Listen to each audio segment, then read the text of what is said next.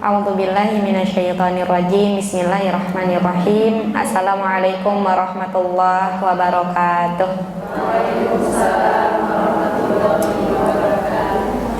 Assalamualaikum warahmatullahi wabarakatuh.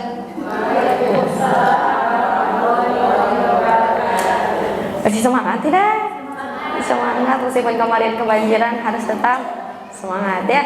Masya Allah, alhamdulillah, alhamdulillahirabbil alamin, alhamdulillahilladzi bi ni'matihi tatimmus shalihat. Asyhadu an la ilaha illallah wa asyhadu anna Muhammadar Rasulullah. Allahumma salli ala Muhammad wa ala ali Muhammad. Rabbi israh li sadri wa yassir li amri wahlul 'uqdatam min lisani yafqahu qawli.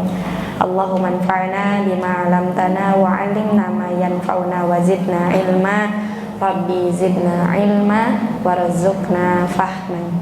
Alhamdulillah teteh ibu, teteh salihah semuanya, ibu salihah wanita semuanya, bagaimana kabarnya di Jumat ini? Alhamdulillah baik. Masya Allah. Gimana kabar di rumahnya, baik-baik saja? Kebanjiran tidak rumahnya? Tidak. Oh, Masya Allah, masih aman daerah apa itu Tonggok? Daerah Tonggok. Iya tuh ya, kalau pas saya banjir Majalaya lautan gitu wi. Masya Allah ya.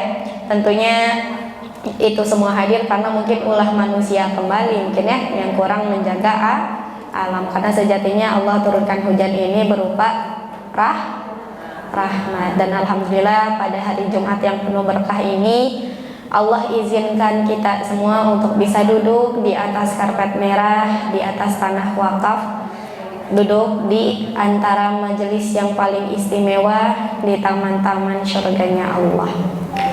Alhamdulillah Allah sampaikan kita pada salah tiga dari kesempurnaan nikmat yang akan menghantarkan kita pada kenikmatan yang abadi. Di mana kenikmatan yang abadi tadi Ibu? Di surga. Masya Allah ya. Sekiranya ada tiga komponen kenikmatan yang akan menyempurnakan kenikmatan kita kelak di surga, yang akan menghantarkan kita menuju kenikmatan surga. Yang pertama itu adalah ilmu.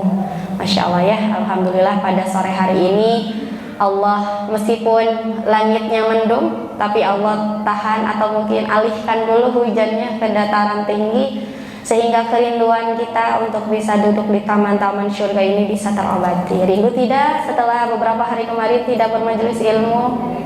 Rindu? Insya Allah ya. Alhamdulillah pada sore hari ini Allah bayarkan, Allah berikan kenikmatan, Allah berikan anugerah untuk kita bisa duduk di taman-taman surganya Allah. Bahkan duduk di majelis ilmu, duduk di taman-taman surganya Allah ini berupa sebuah anugerah yang sangat luar biasa ya.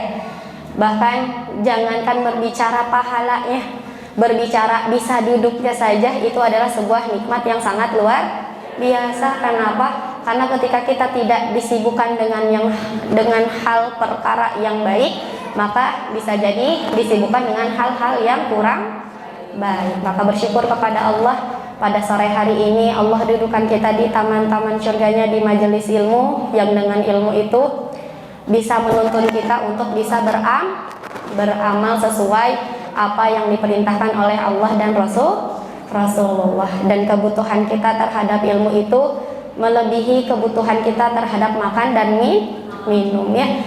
Maka semoga setiap ilmu yang kita dapatkan, walau menurut kita sederhana, walau menurut kita itu kecil, tapi semoga itulah yang bisa membuat kita menggerakkan kita untuk beramal. Kemudian yang kedua adalah ikhlas. Lagi dan lagi gitu ya, bahwa ikhlas itu adalah sebuah perkara yang akan menjadi sebuah dasar diterimanya amal ya. Sebuah amalan tidak akan diterima kecuali ittiba dan juga ikhlas. Dan ikhlas ini harus selalu bergandengan dengan ilmu. Kenapa? Karena kalau ilmu tidak bergandengan dengan ikhlas, maka ilmu itu bisa menyesatkan. Ketika ilmu itu tidak dibarengi dengan keikhlasan, maka ilmu itu hanya akan menjadi kesombongan ya, sebagaimana pernah kami sampaikan terkait orang-orang terdahulu yang Allah karuniai kepintaran, yang Allah karuniai kecerdasan, tapi tidak dibarengi dengan keikhlasan, maka ilmunya mampu menghancurkan. Bahkan Imam Nawawi rahimahullah berkata bahwa setiap segala sesuatu ketika kita melakukannya dengan ikhlas, maka ia akan abadi. Salah satu kitab dari Imam Nawawi itu Riyadhus Shalihin ya. Nah, muridnya berkata, "Wahai Imam, betapa banyak orang-orang yang mengikutimu menulis buku semisal dengan Riyadhus Shalihin." Lalu kata Imam Nawawi, "Tidak mengapa. Karena sesuatu yang didasari keikhlasan, maka ia akan abadi." Maka Masya Allah ya, setelah ratusan tahun, bukunya, kitabnya yang beliau tulis masih kita rasakan manfaatnya, dan semoga pahalanya terus mengalir untuk beliau. Kemudian yang terakhir, kesempurnaan nikmat itu adalah kesabaran. Masya Allah ya, sebagaimana kita tahu bahwa Allah menyediakan surga, pahala tanpa batas itu untuk orang-orang yang bersabar. Karena kalau tidak bersabar, tidak mungkin Teteh Ibu duduk di sini ya. Kalau tidak bersabar, tidak mungkin kita mampu bertahan dengan syariat yang berat ini. Al-Quran itu berat ya. Bahkan di dalam Quran surah Al-Hasyr bagaimana? Lau anzalna hadzal Qur'an la ra'aitahu khashi'an mutasaddian min khasyatillah. Kalaulah Allah turunkan Quran ini kepada gunung, maka gunung tidak akan sanggup. Gunung itu tidak akan sanggup, akan hancur. Disebabkan apa? Disebabkan rasa takutnya kepada Allah. Lantas sudah berapa banyak ayat Al-Quran yang kita baca yang sudah menambah rasa takut kita kepada Allah. Maka semoga setiap untayan ayat yang kita baca, untayan ayat yang kita tadaburi, yang kita renungi, mampu menambah cinta dan takut kita kepada Allah. Barakallahu fiik. Semoga Allah senantiasa mengkaruniakan kita tadi 3 nikmat ya. Apa saja? Ilmu, ikhlas, dan sabar, insya Allah ya. Karena ketiga ini tidak bisa dilepaskan. Ketika kita beramal tanpa ilmu, maka itu bisa menyesatkan. Ketika ilmunya tidak dibarengi dengan keikhlasan, maka akan melahirkan Ketika kedua ini tidak dibarengi dengan kesabaran, maka tidak akan bisa bertahan. Pasti akan mudah menyerah. Baik, insya Allah pada sore hari ini kita akan melanjutkan kembali kajian di kitab Minhajul Muslim di poin nomor berapa, Bu? 17, 16? Sekarang 17 ya. Bismillah. Poin 17 ini penulis menuliskan beberapa banyak poin, yaitu hendaklah kita berakhlak mulia, menghadapi saudara dengan wajah ceria, menerima kebaikannya, memaafkan kesalahannya, dan tidak membebaninya dengan sesuatu di luar kesanggupannya. Tidak mencari ilmu ataupun penjelasan kepada orang yang bodoh atau orang yang dungu. Panjang sekali ya. Masya Allah, Teteh Ibu, jikalau kita tarik kesimpulan dari pembahasan adab sesama muslim itu memang intinya kepada berbuat baik. Nah, tapi penulis di sini ingin merincikan sebagaimana dalil yang sudah Allah tuliskan di dalam Al-Quran dan sudah Rasulullah contohkan. Nah, yang pertama tadi, hendaklah berbuat baik dan menghadapi dengan wajah ceria. Balik lagi ke awal ya, bagaimana tabassumu kabiwajhi akhika sadaqah. Nah, ketika kita menghadapi, memberikan senyuman kepada saudara kita itu adalah sedekah. Bahkan Masya Allah gitu ya, mengagumkan. Ketika seseorang itu sudah berilmu, maka ia akan bijaksana. Ilmu itu akan menggiring orang tersebut menjadi sosok yang bijaksana, mampu menempatkan. Kami memiliki satu teman yang sangat luar biasa gitu ya. Ketika awal pertemuan kita tuh, beliau ya biasa seperti ini. Tapi karena beliau grow up, apa bahasanya, naik kelas gitu ya, ilmunya bertambah di sini dan di sana gitu. Maka masya Allah gitu, beliau dari cara mendengarkannya pun itu sebuah keteladanan. Jadi ketika beliau mendengarkan kita bercerita biasa gitu ya, sharing-sharing biasa, dengarnya sampai kayak antusias gitu. Sampai gitu dah. Dan itu tuh meskipun dari ekspresi wajah saja itu sudah membuat bahagia gitu. Artinya apa?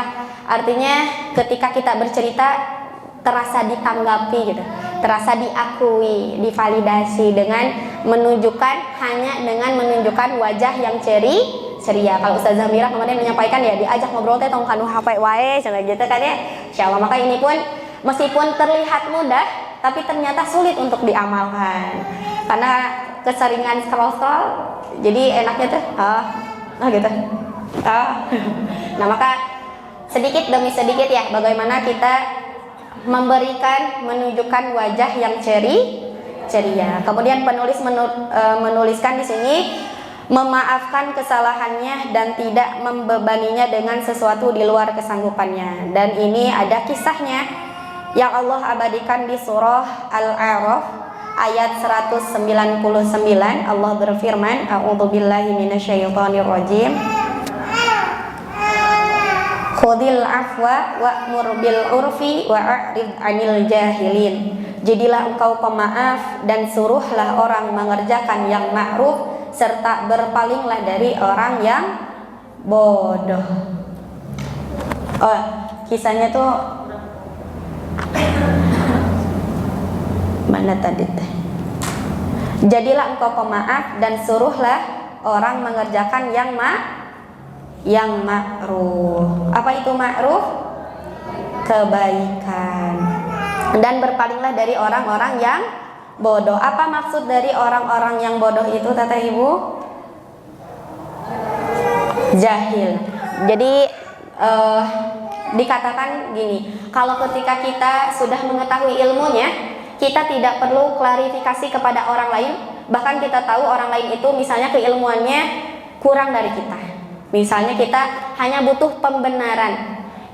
Kalau aku bayar hutang, itu boleh nggak? Misalnya gitu. Padahal kita udah tahu kalau bahwa bayar hutang itu adalah sebuah kewajiban. Tapi karena kita misalnya menginginkan sebuah pembenaran, kayak dewe, misalnya kayak gitu. Nah, itu masuk kepada firman dan berpalinglah dari orang-orang yang bodoh. Ketika kita sudah tahu bahwa itu adalah sebuah kewajiban yang harus ditunaikan, maka kita tidak perlu bertanya, mengklarifikasi kepada orang lain. Apalagi klarifikasinya bertanyanya kepada orang yang kita tahu misalnya berada atau sama-sama kualitasnya seperti kita, atau bahkan ada di bawah kita. Nah, dan